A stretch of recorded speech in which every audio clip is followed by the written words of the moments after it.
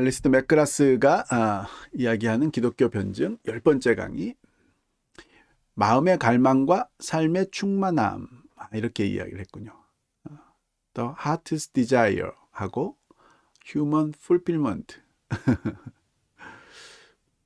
이 강의에서는 기독교가 마음의 갈망을 어떻게 충족시키는지에 대한 탐구를 중심으로 인간 내면에 갖고 있는 어떤 깊은 갈망을 기독교가 어떻게 채워주는지, 그것에 대한 탐구를 중심으로 복음이 인간의 감정적, 영적 요구와 어떻게 연결되는지를 설명합니다. 이걸 감정적 요구라고 표현하는 건 별로 좋지는 않다고 보는데, 단순한 감정이 아니기 때문에 그렇죠. 인간의 내면의 영적 요구, 그냥 영적 요구 하면 더 좋을 것 같긴 한데, 어쨌든 감정적, 영적 요구가, 즉 인간 마음의 갈망이 이 복음과 어떻게 연결되느냐. 기독교 신앙은 단순히 논리적이거나 이성적인 것 이상으로,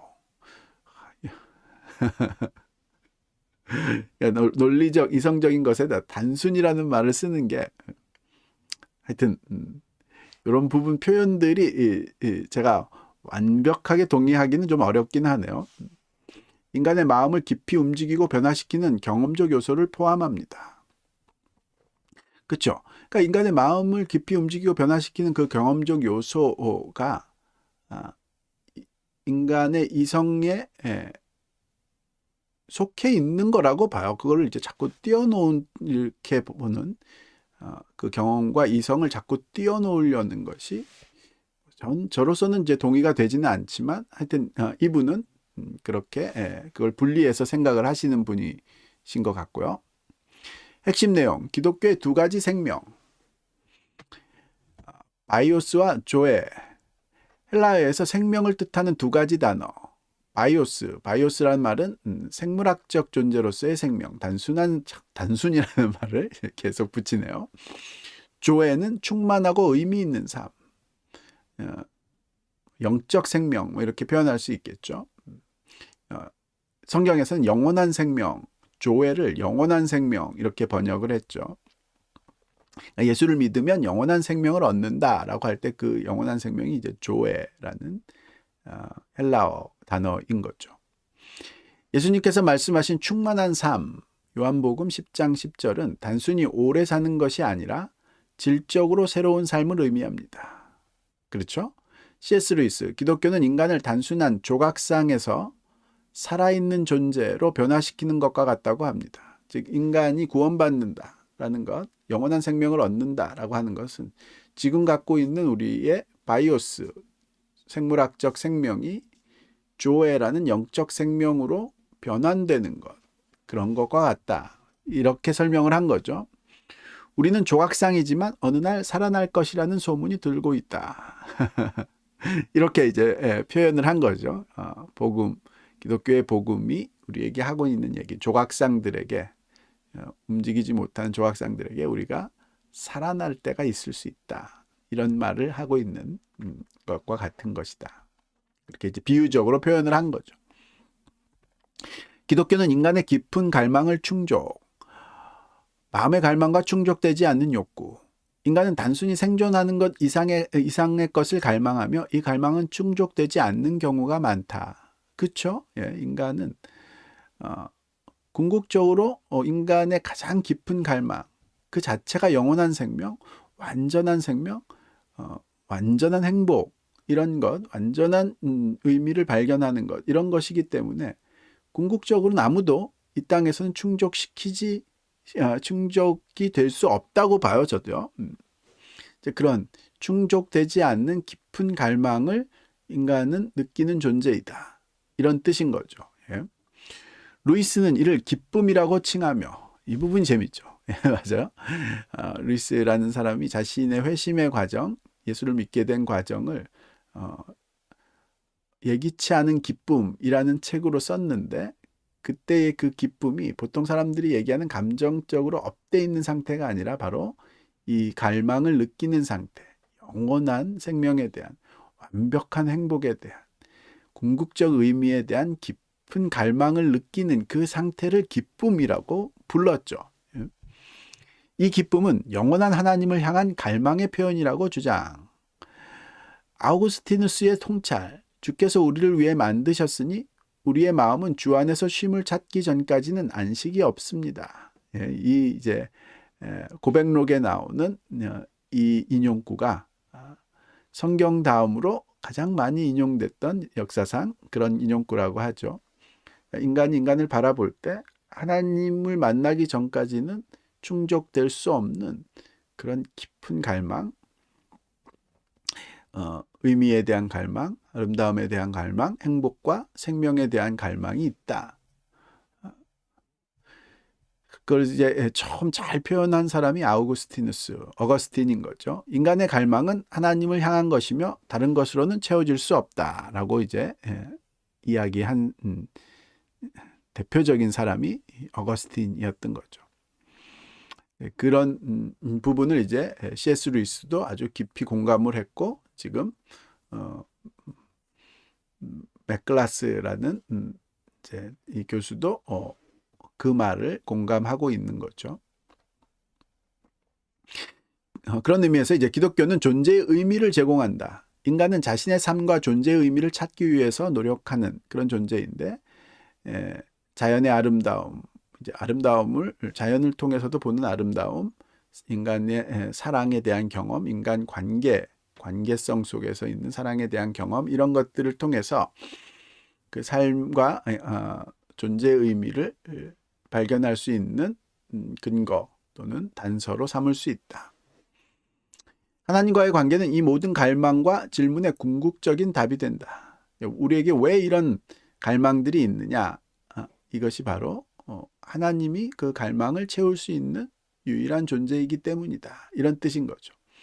C.S. 루이스의 길잡이 비유, 아름다움, 사랑, 기쁨은 단순한 목적지가 아니라 더 큰 실체를 가리키는 단서 역할을 한다고 주장한다. 즉, 인간이 이 땅의 삶에서 경험하게 되는 그런 자연의 아름다움, 인간 관계 속에서의 사랑, 기쁨 이런 것들은 그 자체가 목적지가 아니라 하나님이라는 궁극적인 실체를 가리키는 단서, 이정표 뭐 이런 역할, 즉 이 세상의 경험이 궁극적인 삶을 향한 궁극적인 대상인 하나님을 향한 이정표, 상징 이런 상징주의적인 해석을 세계관을 보여주고 있는 거죠. 네? 좋네요. 뭐 이 부분은 저는 아주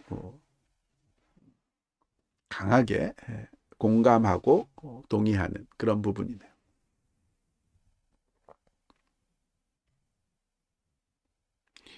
아폴로지스트, 아폴로제릭스라는 변증학을 갑자기 이제 아폴로제릭스라는 말로 이런 부분들은 이제 AI가 갖고 있는 한계죠. 어쨌든 이제 변증에서의 적용.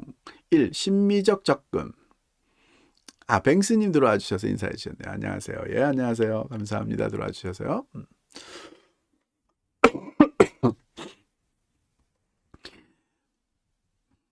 변증을 첫 번째 심미적으로 접근할 수 있다. 자연의 아름다움과 하나님의 창조. 자연의 아름다움은 하나님의 창조성과 영광을 반영한다.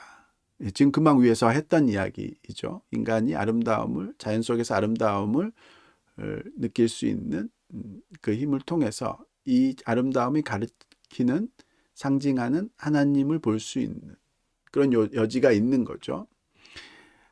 그래서 그런 부분들을 이제 성경에서도 시편에 보면 하늘은 하나님의 영광을 선포하고 궁창은 그의 손으로 하신 일을 나타내는도다라는 그런 표현들, 인간이 그런 표현들을 할 수 있는 게 자연 세계의 아름다움을 통해서 하나님을 직관하는 보게 되는 그런 요소를 표현한 것이다. 이런 뜻인 거죠. 자연의 웅장함 속에서 인간은 자신의 연약함과 우주적 의미를 느낄 수 있다. 메릴린 로빈슨의 시편 8장에 대한 묵상에서 하나님이 우리를 창조하셨기에 인간은 존엄하며 특별한 존재이다. 인간 존재의 존엄성, 특별성 뭐 이런 것들이 창조 세계에 드러난 하나님의 손길을 통해서 말하자면은 뒷받침된다. 그걸 자기가 이제 직관적으로 느끼는 거죠. 이제 그런 것들을 로빈슨이라는 사람의 글 속에서 갖고 온 것 같은데, 이 부분은 이제 실제 강의 내용에서 어떻게 잘 연결해서 풀어서 설명했을지 궁금해지긴 하네요. 인간 갈망에 대한 연결. 아우구스티누스와 루이스의 공통된 통찰. 이 부분 뭐 약간 반복되는 면이 있네요. 아까도 얘기했던 듯이 인간은 하나님으로 하나님 말고는 채울 수 없는 그런 궁극적인 의미에 대한 또 행복에 대한 아름다움에 대한 그런 갈망이 있다. 그걸 이제 어거스틴과 루이스가 공통적으로 통찰하고 느꼈다. 이런 뜻인 거죠. 인간의 불안, 공허함, 충족되지 않는 갈망은 하나님이 없는 상태에서 발생하고 이러한 상태는 하나님의 존재를 향한 단서로 작용한다. 오히려 우리가 불안과 공허함과 충족되지 않는 갈망, 이런 실존적인 위기를 느끼는 것이 하나님을 발견하게 되는 단서가 될 수 있다. 이런 뜻인 거죠. 3. 그리스도 안에서의 회복. 그리스도는 선한 목자. 이 부분은 이제 성경에서 많이 표현되는 거고, 그리스도는 회복과 치유의 메시지. 그리스도가 이제 드러낸 그런 메시지, 그리스도가 인간을 치유하는 그런 존재로서의 메시지, 이런 것들이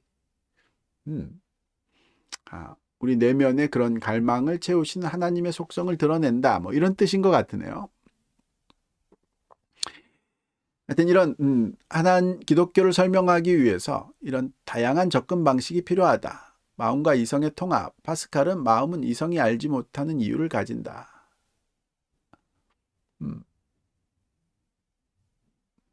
변증은 이성과 감정을 함께 다루어야 한다. 그런 의미에서 이제 파스칼과 같이 인간의 마음이 머리가 알지 못하는 그런 이유. 그러니까 이유를 생각하는 건 머리가 생각하고 마음은 감정만 느낀다고 생각을 하는데, 사실 마음이 머리가 알지 못하는 더 깊은 이유를 알고 있다. 뭐 이런 뜻인 거죠. 그런 식으로 머리와 가슴 둘 다를 생각하는 그런 변증적 접근이 필요하다. 이런 말인 것 같으네요. 청중의 다양성 고려. 어떤 사람은 감정적으로, 어떤 사람은 이성적으로 더 잘 반응한다. 그래서 이제 청중에 맞춰서 이야기할 필요가 있다. 이런 뜻이겠죠. 이런 부분은 약간 클리셰 같은 그런 부분이니까 빨리빨리 넘어가 보죠. 기독교의 핵심 메시지, 인간의 갈망을 충족시키시는 하나님이 계시다. 이게 이제 기독교의 핵심 메시지다라는 거고, 인간은 아름다움, 의미, 사랑, 가장 궁극적이고 이 세상에서는 채워지지 않는 그런 아름다운 의미, 사랑, 이런 것을 추구하고 갈망하는 그런 갈망이 있고, 그것은 하나님 안에서만 궁극적으로 충족이 된다. 그 이야기가 기독교 이야기의 핵심적인 요소 중에 하나이다.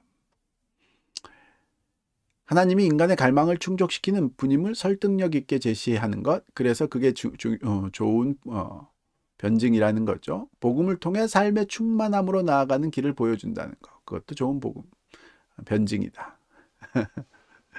결론. 기독교는 인간의 본질적 갈망과 질문에 대한 최고의 설명을 제공합니다. 다음 강의에서는 삶의 의미에 대한 탐구를 통해 기독교가 이 문제에 대해 어떻게 답할 수 있는지를 구체적으로 살펴볼 것입니다. 다음 강의는 이제 다음 방송에서 해보죠. 5개 또 다루어 봤네요.